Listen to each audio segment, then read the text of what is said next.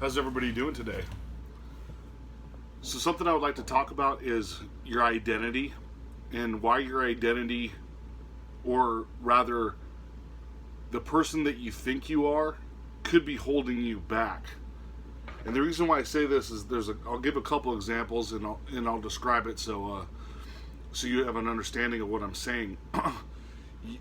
Since you were born and grew up, you molded yourself into the person that you are today, which we all do. And but there's been limitations put on you, on your consciousness, your psyche, and things that you've been trained, and your own fears have put you into this position. So now your existence of who you are and who you think you are is based on those past experiences. I mean, we're all taught that, and it makes sense to a degree, but when it comes to spirituality, you have to make a slight adjustment, because some of those things that you've made yourself into an identity about is holding you back. So let's talk about fears, because that's the greatest limiting factor.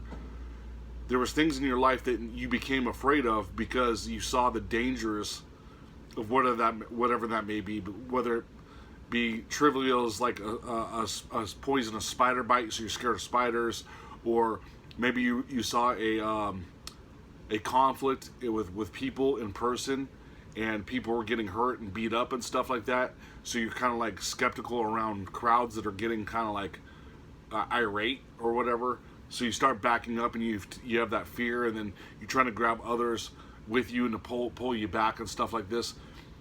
And these fears set into a place where your consciousness is now being controlled by a certain type of fear. Anxiety and fear were created from some of these situations that you dealt with.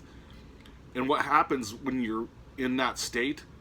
And it's no coincidence I'm wearing this shirt today. So, we're talking about luck. Luck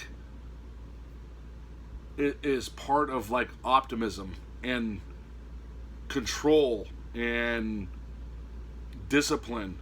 You get luck through discipline and control and optimism. You have to control your mind to get into those lucky situations where you see those opportunities. It's not just seeing the opportunities, it's the opportunities that like the universe won't even present you the opportunities if you have fear, because they're like, oh, you have fear, well, we're not going to give you this opportunity. Or you for one, you're not controlling your own mind, so you're not being rewarded with it. And two, well, this opportunity I'm giving you might put you in one of those positions and you're going to end up failing. I mean, that's just one small example of a great catalysm of what I'm referring to. But when it comes to your identity, the second example I'm going to give to you is, if you guys know anything about the NBA basketball in the late 80s, early 90s, there was a guy named Rip Hamilton, and he played for the Detroit Pistons. He even played with Jordan on the Wizards on the final years or whatever, and he even played against Jordan.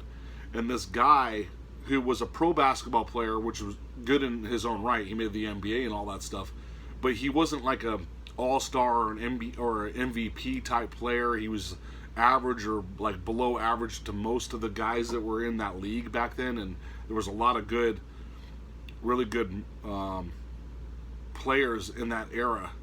Some of the best players in we could arguably some of the best NBA players in history were in the late 80s, early 90s, like the Michael Jordan era of basketball.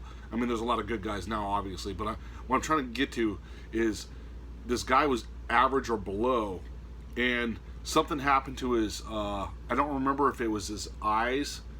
He had to get have corrective vision, but he had to get his nose protected.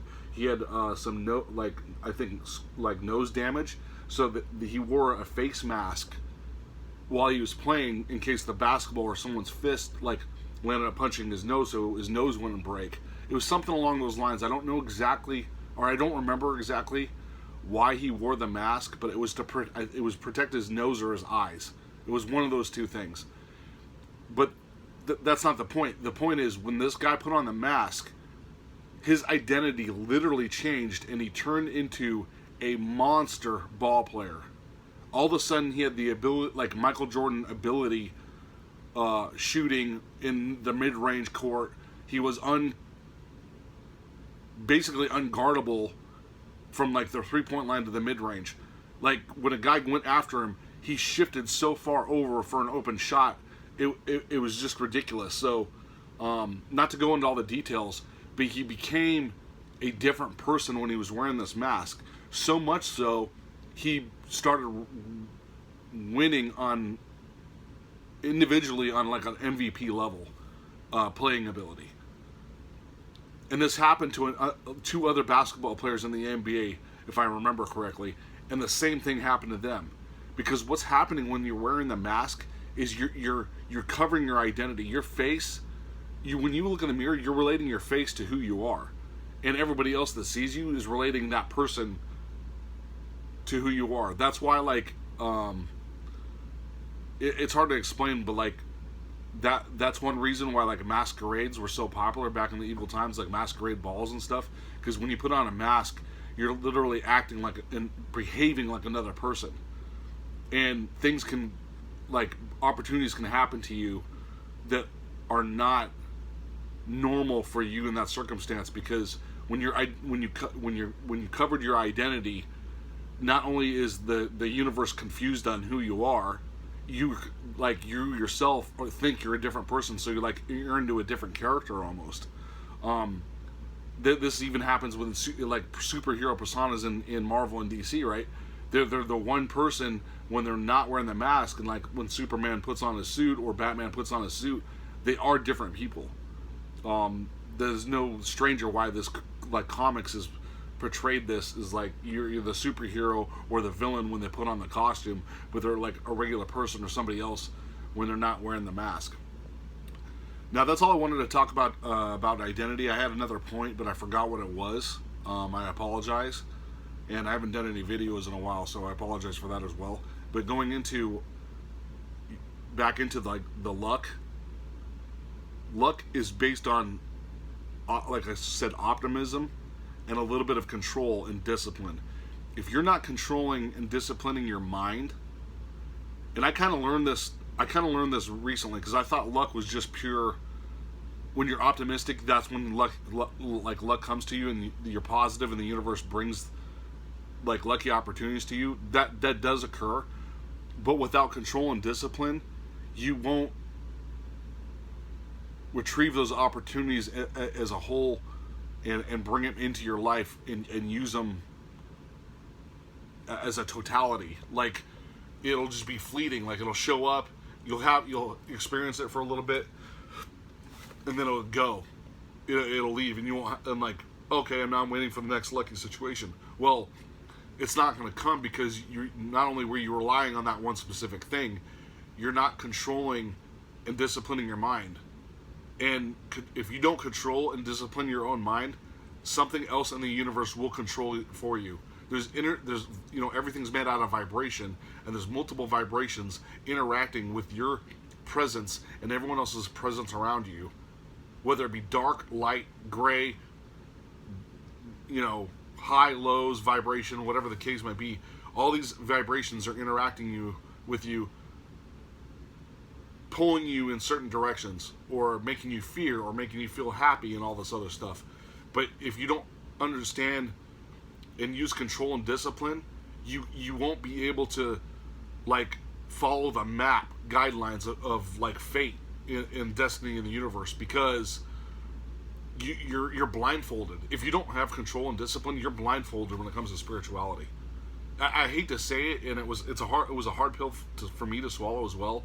If you're like waking up in the middle of the day every day, and you're not waking up at a decent time, and I don't completely believe in like whatever times you wake up make you a productive individual, but if you're just staying up all night watching TV or reading a book, and then you're waking up at 12 o'clock in the afternoon, and the rest of your day is like half gone, and you wake up and you're aloof and just drink a cup of coffee and meander around, not thinking or controlling or like making yourself do practices in spirituality that will drive you into a better position, something else is going to control you. Your avatar, your video game avatar in the simulation, is now being controlled by something else, instead of you waking up and taking dominance over your own existence. And it has to be this way. Like, even if you wanted to practice spirituality, you have to have the discipline to do the meditation, the grounding, the affirmations. All this stuff requires work. There's a type of alchemy and magic that's involved when it comes to your thoughts. When your thoughts create reality, you're whatever you're thinking and experiencing in the current emotions. If you're not controlling your emotions, that's part of the discipline and control I was talking about. If you're not controlling your emotions, something else is going to control you. It's almost like if you don't take control of yourself, then you're basically becoming a it's a little over exaggeration, but something else possesses you in a way to control your life. Even though you have the majority of the control, like, you're giving into your emotions, you're giving into your fears, you're getting into your anxiety. If you strategically woke up with the intention of doing this and this and this and this throughout the day, I'm not saying like follow your list of goals, like, oh, I wrote a bunch of goals I have to get done today, and if I don't get them all done, then I feel like a piece of crap or whatever. That's not it. I'm talking about taking control of your mind. Control of your mind will get you into those lucky situations. Your people think, well, it's like, oh, is fate and destiny a real thing? It said, yes, it is, if you have control of your life. Otherwise, your destiny or fate would be in the hands of somebody else. And say, oh, well, it'll end up no matter what way. Anyways, if it's my fate, then I'm gonna land up in that position anyways. Well, you have two directions to go. You have two fates, two destinies. One is you don't take control of your discipline in your mind, and that's your fate. Whatever you land up in that control field, that's your fate, and it'll go to the path and land up at that point. But if you take control, you have a different fate and destiny path. Now, you may have always landed, like, we're going to land up at that point anyways when you take control, but either the case, it's going to be a better road for you because you won't have fear and anxiety because you're controlling your emotions in your state of being, if that makes any sense. This is probably the hardest thing to explain I've ever talked about in all my videos, because it sounds like BS. It's like, oh, you could have a fate this way and you can have a destiny or a fate this way. Well, that doesn't make sense because there's no such thing as two fates, two destinies. Well, there is if you don't take control. There's the fork in the road gives you the option. It's like it's a little bit kind of like how in the Matrix, where Neo had to choose to either save Trinity or save everybody else. The architect was telling him he had those choice. So there was a destiny to save the entire planet, or just save his girlfriend. In the Neo and the Matrix that we watched, he saves his girlfriend because he's making the choice. He took control and said, well, that's what's important to me, so that's what I'm going to go for. Even if it was a right or wrong decision, that's when Neo took control in that circumstance of what he needed to do at that moment. And you have that option as well.